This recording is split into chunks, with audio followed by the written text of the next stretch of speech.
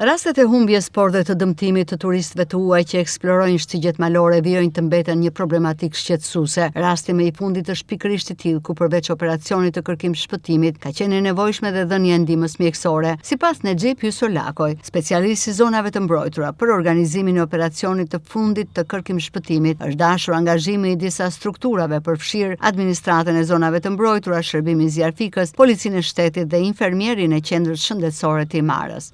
Po, në fakt rasti fundit ishte jo vetëm humbje, po ishte edhe dëmtimi një turisti, pra që jep edhe më të vështirë dëgjurinë, për shkak edhe të orarit në dispozicion, pra që ishte orët e vona të mbrëmjes, të grupit të madh që ishte ky humbur të lartësisë mbi nivelin e detit, pra të mundësisë për të shkuar dhe për të arritur në ku atje. E bëri të vështirë, por e të pamundur, sepse era dhe një grup i 5 gjermanësh, çuna të rinj të moshës 18 vjeçar, kishin kërkuar të bëjnë aventurën e Malit Çikës në kthim njëri nga personat.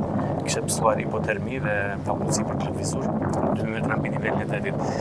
Pra aksera nuk u desh vetëm për të shkuar dhe për të gjetur, por u desh një kursish edhe për të ndryrë me anë të një mjeku, pra të infermierit të Imarës, i cili dha ndihmën e parë dhe bëri të mundur rikthimin në shëndoshje mirë në opera.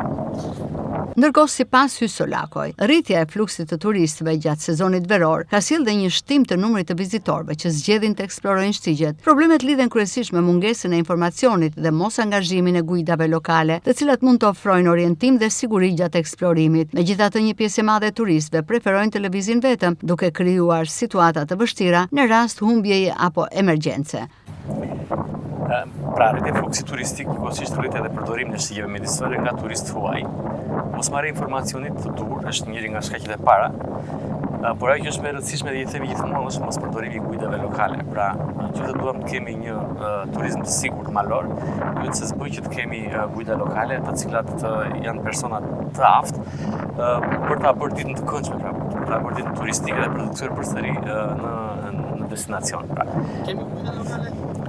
Guida lokale ka guida, ka agjensi, ka edhe guida lokale njëkohësisht të zonës, cilët e ofrojnë këtë shërbim, kuptohet kundrejt pagesë absolutisht po, por nuk përdoren nga shumica e turistëve për të gjithmonë ajo mënyra të vizituarit autonom, pra me një hartë ose me një telefon, dhe pastaj këto sillin problemet që po hasim deri tani.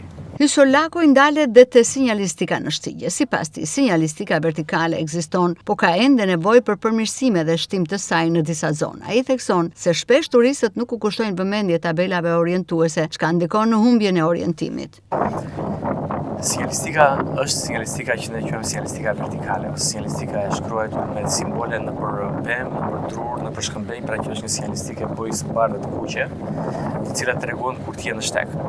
E dyta që është e rëndësishme është përdorimi i aplikacionit, pra të gjitha shtigjet e Karaburun Llogorajc gjenden në aplikacionin Wikiloc, pra që është një aplikacion ku ti mund ta aksesosh shumë lehtë një shtek, jo vetëm shtekun e Çikës, por pothuajse janë 7-8 shtigje të markuara, pra po jo të gjithë pra kanë këtë informacion, pra që e marrin, pra dhe nuk e përdorin.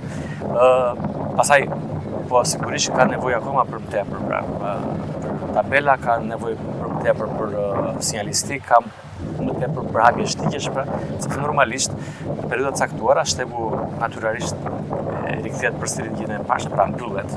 Pra, këto punime janë domosdoshme gjithmonë. Të rrezikshme janë shtigjet.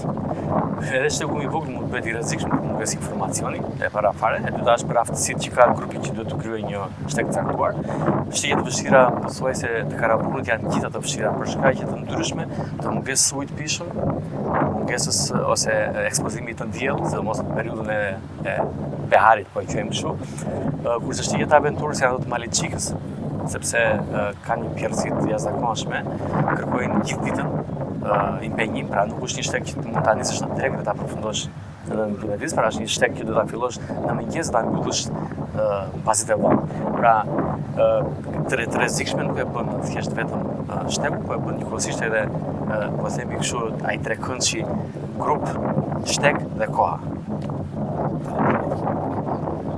Pra ka pas raste edhe më para, po edhe ky rast i fundit mund të kthehej në një rast fatal, nëse më do ndryhej në kohë, pra nuk do ndryhen kohë, pra edhe është mirë të përmend edhe grupin që morën pjesë pra si policia e shtetit, por edhe infermieri i qendrës shëndetësore të Imarës, pra edhe zjarrfikës të Imarës, dhe mbi të gjitha edhe ky grup i ri i shpëtimit Albin që është krijuar tani sa afër, i cili është një garanci më tepër për ndryrje të tilla, sepse janë pajisje edhe me mjet edhe pajisje shumë mira. Pra, si sa fillim, pra nga një gjë e vogël gjithmonë mund të lindë diçka fatale, nëse ti nuk ndryen në kohë. Pra edhe ky ishte një nga ato raste të cilat mund të kthejnë në fatalitet.